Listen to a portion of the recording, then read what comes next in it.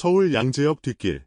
퇴근 시간대라면 늘 붉은 브레이크 등이 터널을 이루는 그 길에서 삼성전자 브랜드 전략실 팀장들이 타고 있던 셔틀버스가 잠시 멈췄다. 차창 박대형 전광판에서는 어딘지 클래식한 멜로디가 묻어났고 화면에는 순백의 턱시도 수트 차림의 여성이 홀로 서 있었다. 동백아가씨. 청아하면서도 깊이 있는 목소리가 첫 박을 찍는 순간 버스 안 회사 메신저 알림음이 울렸다. 창가 좌석의 대리 한 명이 슬쩍 스마트폰을 들어 확인하곤 숨을 삼켰다. 명령도 공문도 아니었지만 그 간단한 문장이 스타트업식 드롭박스처럼 산의 공기를 덜컥 내려앉혔다. 알림을 읽은 이들은 서로 눈을 마주치고는 아무 말 없이 휴대폰을 집어넣었다. 그들이 되새긴 건 한 가지였다. 브랜드가 숫자를 넘어 감정으로 움직인다라는 오랫동안 파워포인트 속에서만 맴돌던 슬로건. 그리고 그 슬로건을 현실로 증명해 버릴지도 모를 인물. 빈예서. 시간을 하루 전으로 돌려보자. 잠실 롯데 콘서트홀. 초대권으로만 입장 가능한 비공식 쇼케이스 무대가 열린 밤이었다. 연출 의도일까? 무대 중앙은 극도로 절제된 조명 탓에 어스름했지만 관객들 얼굴은 별처럼 선명히 빛났다.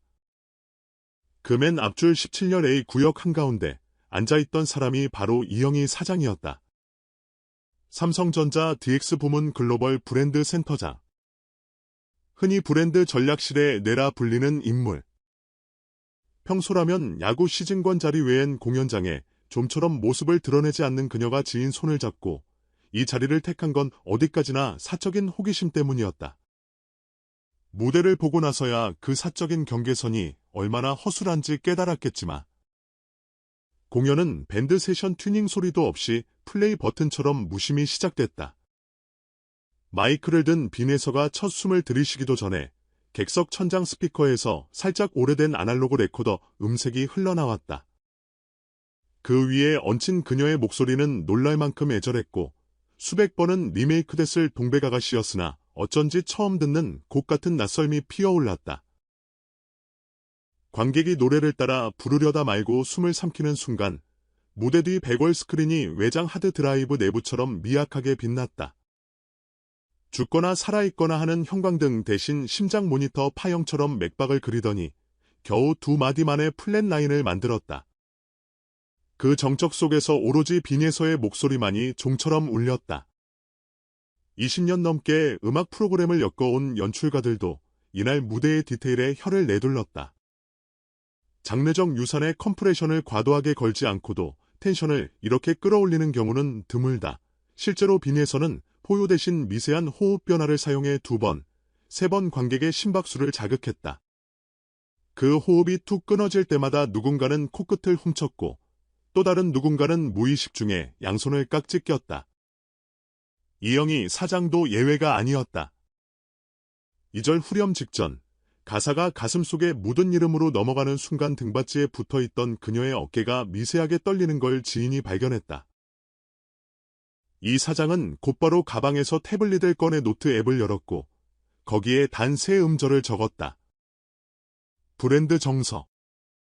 그날 밤 11시 17분 삼성전자 공식 메신저 스피어의 브랜드 전략실 그룹 채널에 올라온 메시지는 예상외로 소박했다. 이 무대, 회의 때 다시 보겠습니다. 그 한 줄의 멘션이 달리지도 하트 이모티콘이 붙지도 않았지만 빅데이터 대응팀, 고객경험연구팀, 인하우스 마케팅랩 직원들이 슬금슬금 비공식 DM으로 링크를 돌리기 시작했다. 링크 속 영상은 외부로 따로 구매할 수 없는 배급 제한분이었지만 유튜브 쇼츠 60초 클립 몇 개만으로도 이 감정이 뭔데 하는 자성 어린 감탄을 이끌어내기에 충분했다.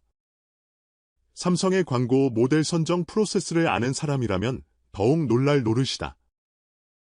보통은 글로벌 화제성, 제품 카테고리 매칭 지수, ESG 이미지, SNS 임프레션 등을 몇 달간 주물러 후보를 통과시킨다. 그런데 이번엔 정량표는 뒤로 미루고 무대를 회의실로 가져와 보자란 의견이 올라오자마자 연내 워크숍 슬롯이 잡혔다. 그마저도 브랜드 전략실 역사상 최초로 무대 재관람을 프로그램 1순위에 올린 케이스였다. 와이드 스크린으로 재생된 빈에서의 영상이 끝나고도 3분간 침묵이 이어졌다. 이 사장은 악력계라도 쥔 듯 팔걸이를 꾹 잡고 있다가 겨우 숨을 내쉬며 이렇게 말했다. 타깃을 설득하려면 진심의 증거가 있어야 합니다. 그녀는 이미 증명을 끝내고 무대를 내려왔어요. 그 순간부터 사내 주간 레터는 새로운 키워드로 뒤덮였다. 공명, 레저넌스, 감성 UX, 액티브 시니어, 그리고 브랜드 퍼스트 터치. 결국 컨슈머 인사이트 팀은 한 주 만에 빈에서 관련 기초 데이터를 뽑아 내부 보고서를 완성했다. 놀라운 건 숫자보다 패턴이었다. 50대 이상이 메인 오디언스였던 트로트 장르인데 빈에서 관련 키워드 검색량 탑 10 중 절반이 30분의 20대였다. 특히 할머니랑 같이 봤는데 울컥, 아빠까지 플레이리스트에 저장 같은 복수 세대 동시 감흥 후기 비율이 42%를 넘겼다. 이것은 삼성의 줄력가치, 멀티 제너레이션 커뮤니케이션과 바로 이어 붙일 수 있는 퍼즐 조각이었다. 그러나 더 파격적인 이벤트가 뒤따랐다. 브랜드 전략실 내에서 감성 케미스트리 파일럿이라는 사내 라이트닝 토크 세션이 열렸고 발표 소재는 단 하나. 왜 빈에서의 무대는 해석보다 체험을 요구하는가? 였다. 연구원들은 나쁘끄러운 웃음을 감추지 못했지만 발표가 시작되자 분위기는 금세 학술제처럼 진지해졌다. 누군가는 20세기 프랑스 미학자 브레송의 시네마토그래프 이론을 꺼냈고 또 다른 이는 빌렘 플루서의 피드백 없는 이미지 개념으로 연결했다. 결론은 하나였다. 그녀의 무대는 관객을 청중으로 가두지 않고 연주자가 만들어 놓은 공백을 관객의 감정으로 채우도록 유도한다. 그러니까 무게추를 관객에게 살짝 넘겨주는 위험하지만 강력한 호소의 메커니즘. 모두가 들떠있는 사이 빈에서 본인은 소식을 뒤늦게 전해 듣고 이렇게 말했다. 제가 브랜드를 움직였다기보다 무대가 사람 마음에 여지를 남겨둔 거겠죠. 그 여지에 브랜드가 들어가려는 거고요. 기록 팀막내 PD가 삼성 입장에선 가치가 엄청나다고 하자 그녀는 웃으며 가치가 크다면 더 위험할 수도 있어요. 감정만으로 다리를 놓으면 금방 무너질 수 있으니까요. 라고 답했다.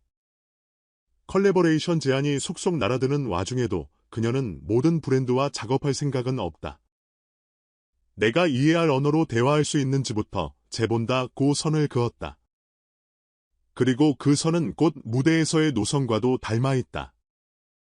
최근 진행된 테크 크리에이터 P 아카데미 토크쇼에서 그녀는 동백아가씨 대신 세미 트로트 자작곡 바람이 우는 밤을 불렀다.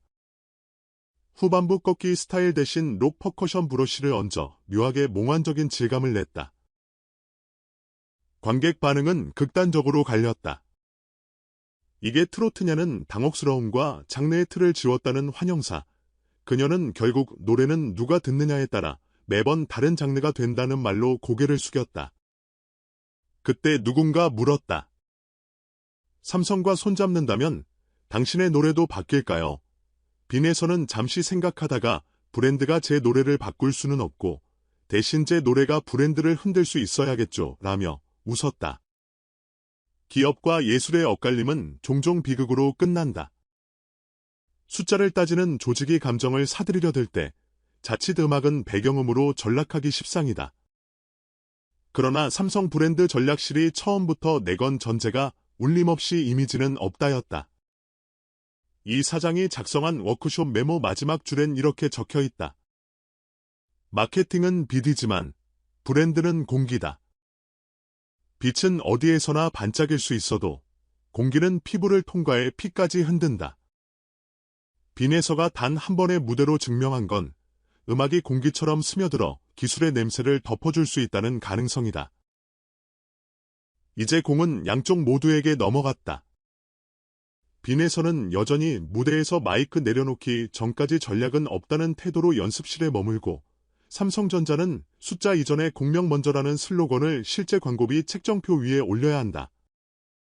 어느 쪽이든 실패하면 그 틈새를 시장이 잽싸게 메워버릴 것이고 성공한다면 브랜드, 음악, 기술이 공존하는 새 교과서가 쓰일 것이다. 어쩌면 머지않아 우리는 갤럭시 스마트폰 신제품 티저의 제품 스펙 대신 동백아가씨의 한 소절을 속삭이는 빈에서의 목소리를 듣게 될지 모른다. 그 음절을 듣는 순간 화면에는 아무것도 안 떠 있어도 괜찮다. 이미 귀가 다 설명했을 테니까.